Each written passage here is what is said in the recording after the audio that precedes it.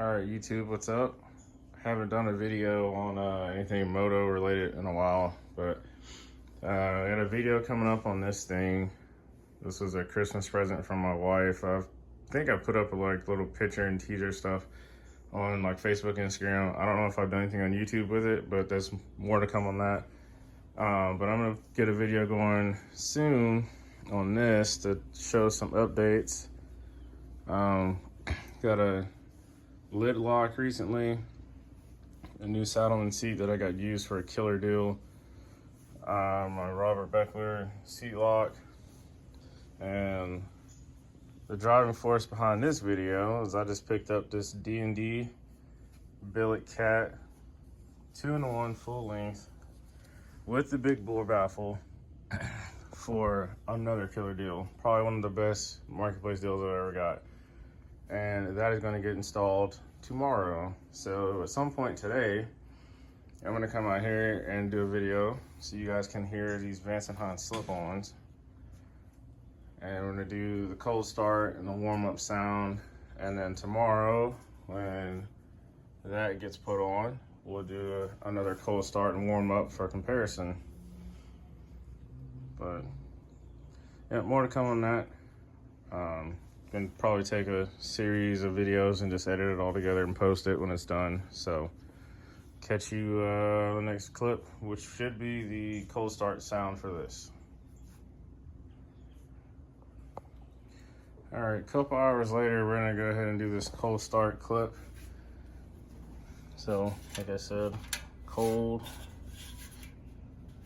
All right, so this is a 114. Everything on it is stock performance-wise, stock intake, air cleaner, all that jazz.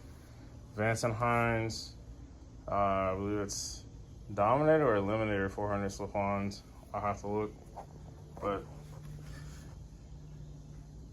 yep.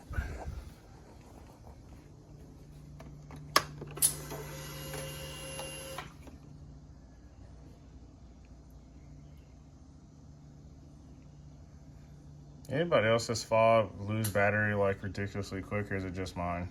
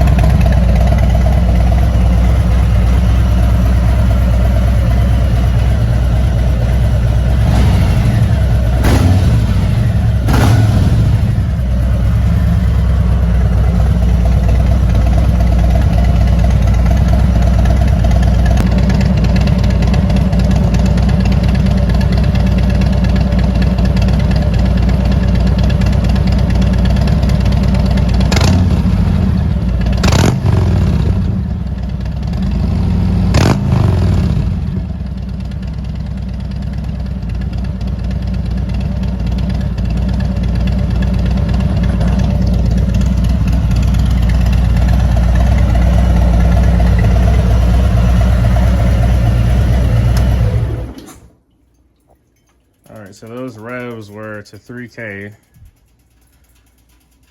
Like I said, that's the Vance and Hines.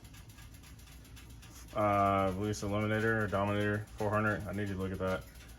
But yeah, so the reason, like I said earlier in the first clip, for getting that video was because this bad boy is going on tomorrow. It's the D&D billet cat 2-in-1 with the big bore baffle. I'll be putting this on in the morning with the help of my neighbor.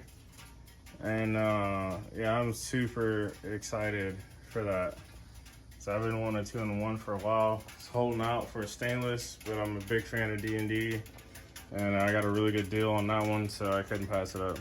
So yeah, I will get footage tomorrow after this is installed and give you guys a comparison in the next clip.